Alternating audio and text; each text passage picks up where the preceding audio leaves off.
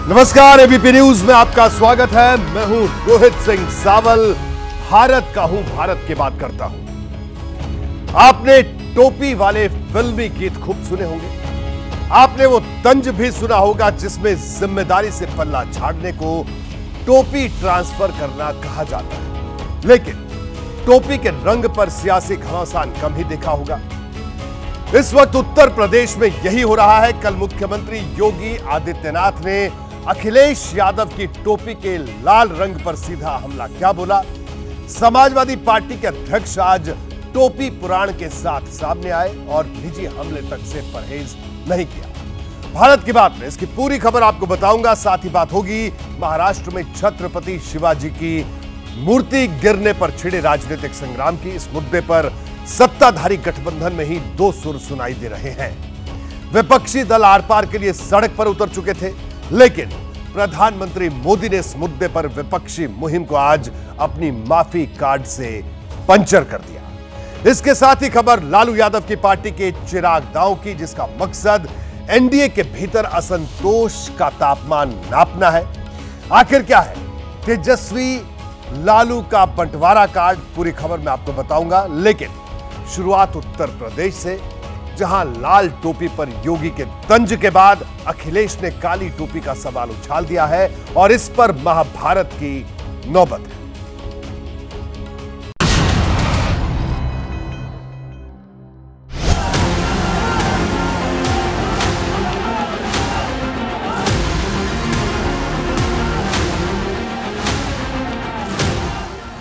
ये टोपी उन लोगों के भी काम आ सकती जिनके बाल ना हो, गंजे जो लोग हों। लाल टोपी है लेकिन काले कारनामों के लिए लोग जाने जाते हैं। जो काले रंग की टोपी पहनते हैं उनका तो काले ही सब कुछ काला होगा। उत्तर प्रदेश में 10 विधानसभा सीट के लिए उपचुनाव की तारीख अभी भले नहीं आई, लेकिन सियासत की लड़ाई टोपी और टोपी के रंग पर जरूर चली आई।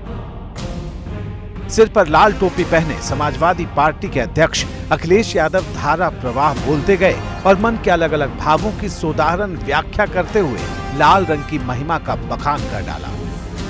लाल रंग क्रांति का है, लाल रंग हमारे इमोशंस का है, ये लाल रंग मेल मिलाप का है। पारिवारिक कार्यक्रम होते हैं उसमें सबसे ज्यादा रंग अगर कोई दिखाई देता है तो लाल रंग दिखाई देता है। हम जब खुश होते हैं तो आप देखते होंगे हमारे चेहरे लाल हो जाते हैं, दुखी हो तो हमारे चेहरे लाल हो जाते हैं। ये लाल रंग इमोशन का है। अखिलेश यादव का इमोशन ही तो हर्ट हुआ था जब 29 तारीख को कानपुर पहुंचे उत्तर प्रदेश के मुख्यमंत्री योगी आदित्यनाथ ने समाजवादी पार्टी को गुंडागर्दी, अराजकता और बेटी व्यापारी की सुरक्षा के लिए खतरा बता डाला था और समाजवादी पार्टी की लाल टोपी पर खास तौर पर निशाना साधा था। लाल टोपी है लेकिन काले कारनामों के लिए लोग जाने जाते हैं। ये समाजवादी पार्टी की पहचान है। कैसे बेटियों की इज्जत के साथ, बड़ी बेशर्मी के साथ ये लोग खिलवाड़ करते हैं। 2021 में जिस लाल टोपी को पीएम मोदी ने खतरे की घंटी से जोड़ा था, यूपी के मुख्यमंत्री योगी आदित्यनाथ ने जब उसी लाल टोपी को काले कारनामों से जोड़ दिया तो समाजवादी पार्टी बात दिल पर ले बैठी। अखिलेश यादव ने काली टोपी का जिक्र कर दिया, नाम किसी का नहीं लिया, लेकिन समझने वाले समझ गए कि निशाना राष्ट्रीय स्वयंसेवक संघ पर है, क्योंकि काली टोपी उसके ही गणवेश का हिस्सा है। देखो हमारे यहाँ तो बाल भी हैं सर पे, तो कम से कम ये टोपी उन लोगों के भी काम आ सकती जिनके बाल ना हो, गंजे जो लोग हों। काले रंग की टोपी पहनते हैं उनका तो काले ही सब कुछ काला होगा। यूपी में चल रही इस टोपी उछाल सियासत की वजह है 10 विधानसभा सीटें जिन पर जल्द ही उपचुनाव होने वाले हैं। इसीलिए मुकाबले में खड़ी समाजवादी पार्टी योगी और संघ को निशाना बनाकर पीडीए फॉर्मूले को ताकत देने की कोशिश में जुटी है, तो बीजेपी कानून व्यवस्था वाली अपनी यूएसपी को आजमा रही है। बात महाराष्ट्र की कोल्हापुर में छत्रपति शिवाजी महाराज की मूर्ति गिरने का मामला कई दिन से सुर्खियों में है।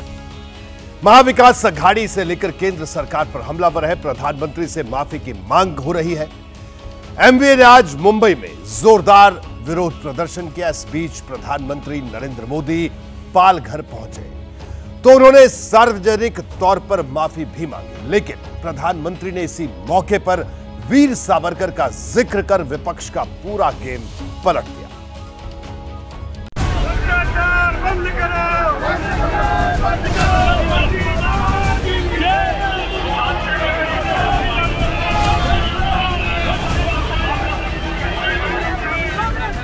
मुंबई में प्रधानमंत्री मोदी के दौरे का विरोध करते ये कांग्रेस के कार्यकर्ता हैं। मुंबई में कई जगहों पर ऐसा बवाल हुआ।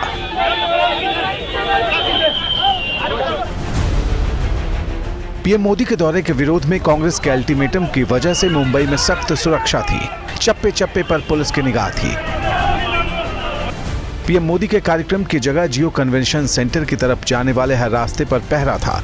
बावजूद इसके कांग्रेस के कार्यकर्ता सड़कों पर उतर आए। उनके हाथ में काले झंडे थे और जुबान पर थे नारे।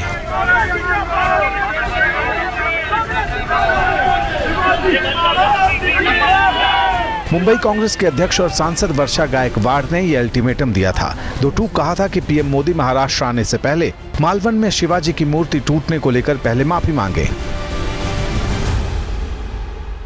पहले तो आप महाराष्ट्र और मुंबई की जाहिर माफी मांगिए, फिर ही आप महाराष्ट्र में आइए।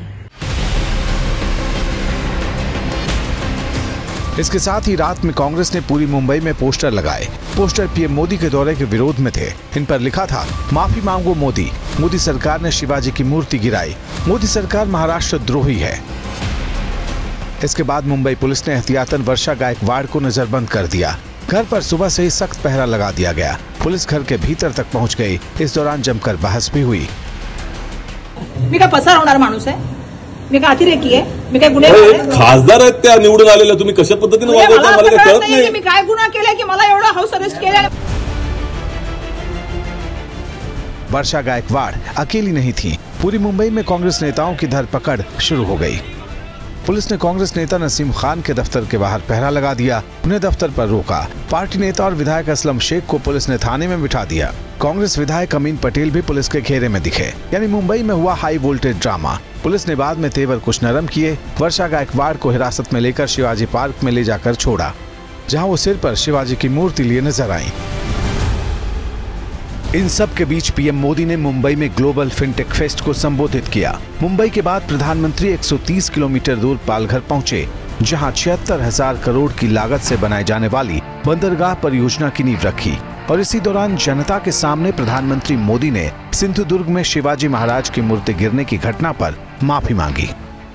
इस धरती पर आते ही आज मैंने पहला काम मेरे आराध्य देव छत्रपति शिवाजी महाराज में उनके चरणों में सर झुका करके क्षमा मांगने का कर रहा हूं।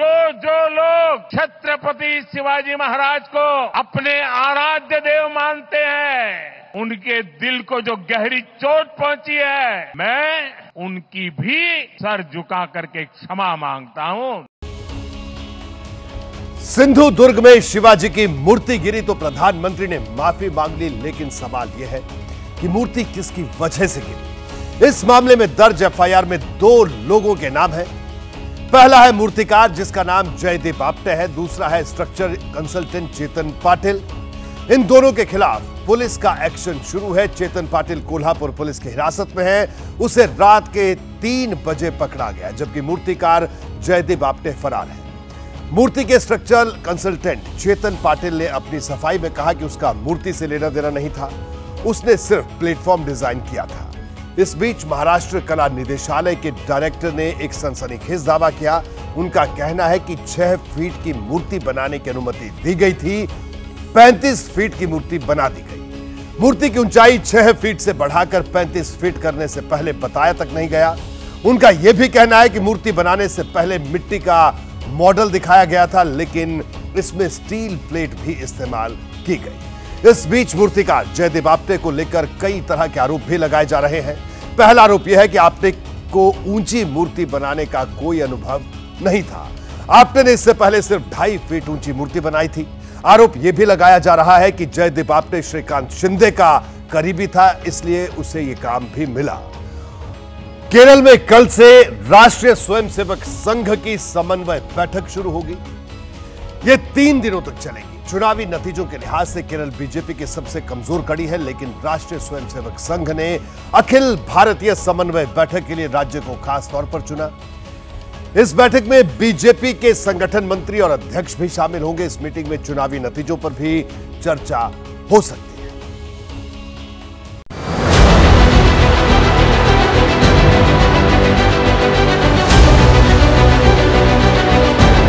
केरल में बीजेपी की जमीन भले ही कमजोर रही हो, लेकिन आरएसएस की जमीन बेहद मजबूत है। अब इसी केरल में होने जा रही है राष्ट्रीय स्वयंसेवक संघ की अखिल भारतीय समन्वय बैठक। आप ये सुनकर चौंक सकते हैं कि केरल में आरएसएस की शाखाएं उत्तर भारत के बड़े राज्यों के मुकाबले कहीं ज्यादा हैं। पलक्कड़ में 31 अगस्त से 2 सितंबर तक संघ की अखिल भारतीय समन्वय बैठक में संघ के सरसंघचालक मोहन भागवत, सरकार्यवाह दत्तात्रेय होसबले के साथ ही सभी 6 सह सरकार्यवाह मौजूद रहेंगे। इस मीटिंग में संघ परिवार के बीजेपी सहित 32 आनुषंगिक संगठन यानी सहयोगी संगठनों के प्रतिनिधि भी हिस्सा लेंगे। Total 320 कार्यकर्ता are expected to participate in this बैठक. Important issues of national importance, national security, or some important incidents or some alarming issues in different states will also be discussed here. इस बार ये समन्वय बैठक तब हो रही है जबकि लोकसभा चुनाव में बीजेपी को पिछले चुनाव के मुकाबले बड़ा झटका लगा है। जाहिर है चर्चा के दौरान बीते चुनाव और आने वाले चुनाव पर भी मंथन हो सकता है। साथ ही बांग्लादेश में हिंदुओं पर हो रहे अत्याचार का मुद्दा भी एजेंडे में रह सकता है। संघ अगले साल की विजयादशमी को अपनी स्थापना के 100 साल पूरा करने वाला है। इस लिहाज से भी समन्वय बैठक पर सबकी निगाहें टिकी हैं। बात हरियाणा की, जहां विधानसभा चुनाव को लेकर बीजेपी की टिकट वाली टेंशन बढ़ गई है। अब खबर है कि 1 सितंबर तक ही प्रत्याशियों की पहली लिस्ट जारी हो सकती है। दरअसल गुरुवार देर रात तक पार्टी की केंद्रीय चुनाव समिति की बैठक हुई थी। इसमें प्रदेश के तमाम 90 सीटों पर चर्चा हुई। इस मीटिंग के बाद कुछ संभावित प्रत्याशियों के नाम बाहर आ गए। इसके बाद टिकट की चाह रखने वालों ने दिल्ली की तरफ कूच शुरू कर दिया। हरियाणा बीजेपी से लेकर राष्ट्रीय नेताओं के फोन घनघनाने लगे, लेकिन दोपहर होते होते बीजेपी के प्रदेश अध्यक्ष मोहन लाल बडोली ने स्थिति साफ कर दी। उन्होंने साफ कह दिया कि 1 सितंबर तक ही प्रत्याशियों की पहली सूची बाहर आएगी और इससे पहले प्रदेश की कोर टीम बैठक करेगी। दोबारा केंद्रीय चुनाव समिति की बैठक भी हो सकती है, जिसके बाद उम्मीदवारों के नाम सामने आएंगे। 90 की 90 विधानसभाओं पर चर्चा हुई है। कुछ को शॉर्ट लिस्ट कर लिया गया है, कुछ अभी 2 दिन का समय और लगेगा। 2 दिन के बाद फिर दोबारा से बैठक होगी, तब उस पर निर्णय करेंगे। अभी किसी भी प्रकार का कोई भी निर्णय हुआ नहीं है। हरियाणा में बीजेपी टिकट बंटवारे के चैलेंज से निपटने में जुटी है, तो वहीं कांग्रेस का सामना आरोपों के चक्रव्यूह से है। इसके घेरे में है पार्टी के दिग्गज और पूर्व मुख्यमंत्री भूपेंद्र सिंह हुड्डा। गुरुग्राम जमीन मामले में ईडी ने कल 834 करोड़ रुपए की संपत्ति को कुर्क किया था। ईडी की जांच में पता चला है कि ईएमआर इंडिया लिमिटेड और एमजीएफ डेवलपमेंट लिमिटेड ने पूर्व सीएम भूपेंद्र सिंह हुड्डा और director of town and country planning यानी डीटीसीपी के साथ मिलकर सस्ते दामों पर जमीनों पर कब्जा हासिल कर लिया था। इसकी वजह से किसानों और सरकार को बड़ा नुकसान हुआ। ईडी की कार्रवाई पर अब सियासी विरोधी हुड्डा पर हमलावर है। ये इतना बड़ा कांड हुआ है, इसमें भूपेंद्र सिंह हुड्डा जी की भी संलिप्तता है और किसी भी प्रकार से इनके हाथ में अब हरियाणा की चाबी नहीं जानी। और जिस आदमी का सीबीआई कोर्ट में चल रहा है वो मुख्यमंत्री बनने के सपने ले रहा है। अब किस चीज की देरी है, किस चीज का इंतजार है? जब एक आदमी का पता लग गया कि इसने इतनी बड़ी चोरी करी है तो कार्रवाई होनी चाहिए कि नहीं होनी चाहिए? अगर हुड्डा के खिलाफ कार्रवाई नहीं होती तो इस बात पर बोर्ड लगती है कि हुड्डा भाजपा के साथ मिला हुआ, इसलिए भाजपा इस पे कार्रवाई नहीं कर। पुराना केस है, मेरा कोई सर एफआईआर जो रजिस्टर हुई है उसमें आपका नाम था, आपको क्या लगता है कि चुनाव से पहले